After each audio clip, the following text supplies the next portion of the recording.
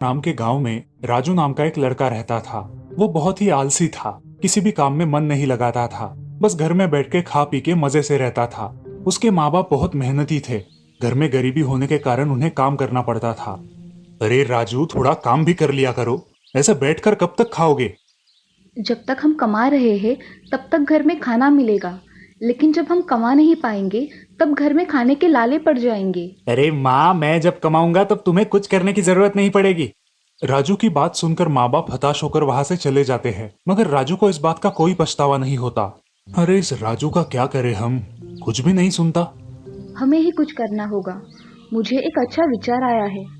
अगर हम काम पर ना जाके घर पे ही बैठे तो खाने के लाले पड़ जाएंगे और शायद इससे उसे कुछ समझ आ जाए। करके देखते हैं, लेकिन क्या पता उसका नतीजा क्या होगा। जो भी हो, राजू को ठिकाने तो लाना ही पड़ेगा। अगले दिन राजू के माँ बाप सुबह देर तक घर पर ही सोए रहते हैं। क्या हुआ है आज, आप काम पर नहीं गए? छुट्टी है क्या आज? नहीं बेटा, अब हम थक गए हैं, ये काम वाम हमसे नहीं होता, जो होगा वो देखा जाएगा। अरे माँ, ये पिताजी क्या बात कर रहे हैं? तुम कुछ समझाओ इन्हें। अगर वो नहीं कमाएंगे तो हम खाएंगे क्या? जाने दो बेटा, जो भी किस्मत में होगा वही होगा। ठीक है, जाने दो, मुझे क्या है, मैं मेरा टीवी देखता हूँ। ऐसा कह के वो टीवी देखने बैठ जाता है। अब माँ खाना बना के एक जगह बैठ जाती है। वो दिन ऐसे ही निकल जाता है। दूसरे दिन माँ घर में खाना नहीं बनाती, क्योंकि घर में अनाज का एक भी दाना नहीं होता। माँ, कुछ खाने को दो ना, बहुत भूख लगी है। बेटा, घर में कुछ भी नहीं है। हमें आज से भूखा ही रहना पड़ेगा। क्यों माँ, हम भूखे क्यों रहेंगे? आज से मैं ही काम पर जाऊंगा और पैसे भी कमाऊंगा। अजी सुनते हो, आज हमारा बेटा सच में बड़ा हो गया है। हाँ, सुना ही तो दिया, देखूंगा तो मानू। अब राजू हर रोज खेतों में जाकर मजदूरी का काम किया करता था। वो किसी भी राह चलते आदमी की मदद कर देता। अब वो बहुत मेहनत करता है और बहुत पैसे भी कमाता है।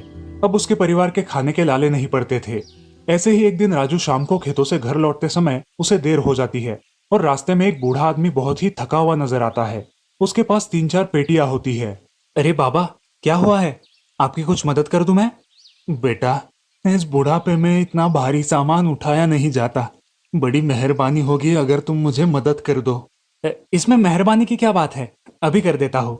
ऐसा बोल के राजू उनका सामान सिर पर उठाकर उनके घर ले जाता है। धन्यवाद बेटा, तुमने मेरी बहुत मदद की है। ये लो, तुम्हारे लिए। मुझे अब इसकी कोई जरूरत नहीं, इसे तुम ले जाओ। और हाँ, ये पेटी कोई साधारण पेटी नहीं है, जादुई पेटी है। इससे तुम जो भी मांगोगे ये तुम्हें दे देगी, मगर मांगा हुआ मिलने के बाद तुरंत इसे बंद कर देना। ठीक है बाबा। ऐसा कह के राजू वो पेटी लेके अपने घर जाता है और अपने माँ बाप को इसके बारे में बताता है। उन्हें इस पर विश्वास ही नहीं होता कि कोई पेटी भी कुछ दे सकती है। राजू वो पेटी आगे रखकर उससे कुछ खाने की चीजें मांगता है। हे जादुई पेटी, मुझे मीठे पकवान और खाना दे दो। तभी पेटी का दरवाजा खुलता है और मीठे पकवान के साथ खाना बाहर आता है। ये सब देखकर राजू और उसके माता पिता बहुत खुश हो जाते हैं। राजू उस पेटी का दरवाजा बंद कर देता है और वो खाना खा के रात में सो जाते हैं। अब राजू उस जादुई पेटी का इस्तेमाल रोज करने लगा। वो उस पेटी से अनाज की बोरियां मांगता और गांव में जाकर उन्हें बेचता। ऐसे ही धीरे धीरे वो लोग अमीर बन गए। उनके गांव में एक चोर रहता था जिसका नाम था वीरू। वो राजू की तरक्की देखकर दंग रह गया था और इसीलिए वो राजू पर नजर रखने लगा था। एक दिन वो राजू के पीछे पीछे उसके घर आया और चुपके से उसकी खिड़की में से झांक कर देखने लगा। हे जादुई पेटी, मुझे 4 बोरी चावल दो। ऐसा कहते ही पेटी में से 4 बोरी चावल आते हैं। वीरू ये सब देख लेता है और उसी रात छुपके से राजू के घर से वो पेटी चुराकर अपने घर ले जाता है। हे जादुई पेटी, तुम मुझे ढेर सारे सोने के सिक्के दे दो। उसके ऐसे बोलते ही पेटी से सोने के सिक्के आना शुरू हो जाता है और वो थमने का नाम ही नहीं लेते। मुझे और सोने के सिक्के चाहिए, और चाहिए। धीरे धीरे उसका पूरा घर सोने के सिक्कों से भर जाता है, लेकिन वीरू उस पेटी को बंद ही नहीं कर पाता। वो उन सोने के सिक्कों के नीचे दब जाता है और चिल्लाने लगता है। गांव वाले आकर उसे बचा लेते हैं और उसे पुलिस के हवाले कर देते हैं। क्यों रे वीरू, इतनी चोरी करता है कि खुद के ही घर को ढेर बना दिया। हमें इसकी कब से तलाश थी, अब हाथ आया है। चल अब हवालात में।